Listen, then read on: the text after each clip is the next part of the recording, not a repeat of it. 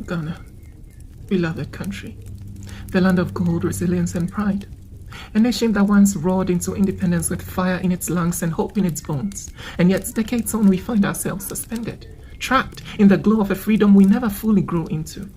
We seem to exist in a bubble, one formed not just by our past, but by our refusal to confront our present with urgency. Our problems are chronic, familiar, and yet strangely distant. We treat them like isolated events, as if they are not interwoven with the very fabric of our daily lives. The road we walk on crumbles beneath us. Literally and metaphorically, our youth cry for opportunity, for dignity. Over 1.5 million young people between the ages of 15 and 24 are not in education, employment, or training. Year after year, graduates pour out of our universities only to be swallowed by a void. No jobs, no supports, no clear path forward. And what do we offer in return? Entrepreneurship, slogans, and peppered advice to start something.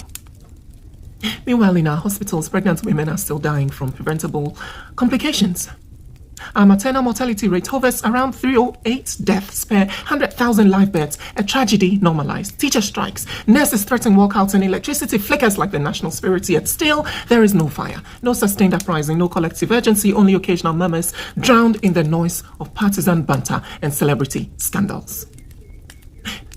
There is a painful apathy, a quiet resignation that is just the way things are. But why? Why is there no fire, no pressing call that shakes the foundations of our comfort zones? Why do we celebrate our independence with such ceremony and yet show so little interest in what it truly means to be free? We become blind to the world around us as the globe shifts and wrestles with crises, climate change, inequality, migration, exploitation. We do not see ourselves as part of that struggle. We do not see how we contribute, how we are affected, and what we stand to lose.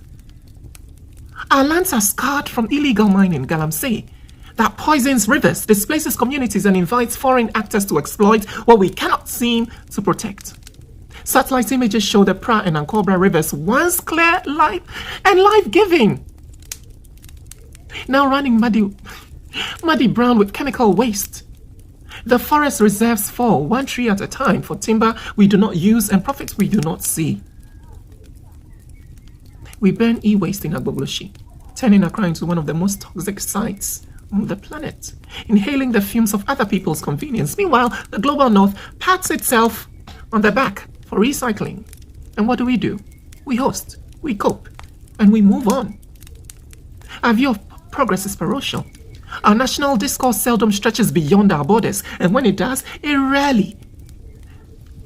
rarely with the intention to learn or unite, but to mimic and consume. We measure development by high-rise buildings, malls, ignoring the rot underneath, corruption scandals that vanish without consequences, public contracts inflated into the billions, and borrowed money that leaves us in debt to nations we barely understand.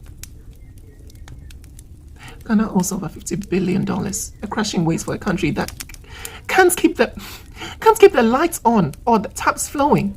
We depend on imports for everything from tomatoes to toothpicks, while our farmers drown in debt and our industries decay from neglect. Ghana, you are not an island.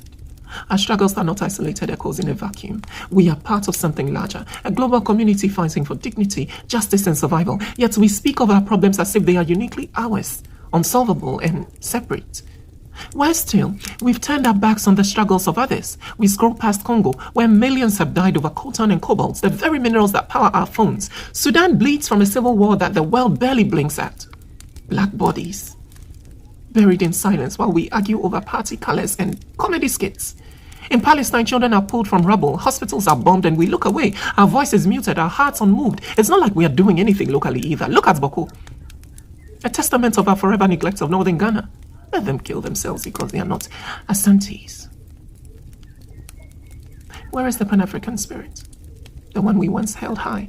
Where is the fire that burned in the speeches of Nkrumah, the unity he preached, not just for Ghana, but for Africa and the oppressed everywhere? We have become a people too content to watch, too detached to speak, too distracted to care. The vision of our forebears of a bold, compassionate, sovereign nation is flickering under the weight of self-interest and short memory. Where is the rage? Where is the collective energy that once pushed us to break the chains of colonial rule? Why does that energy only wake up for anniversaries and not for transformation? We must break the bubble. We must awaken to our interconnectedness, to understand that our fate is tied to the world and the world's fate is tied to us. Until we do, we will continue to drift, nostalgic for a past revolution, blind to the revolution we need now.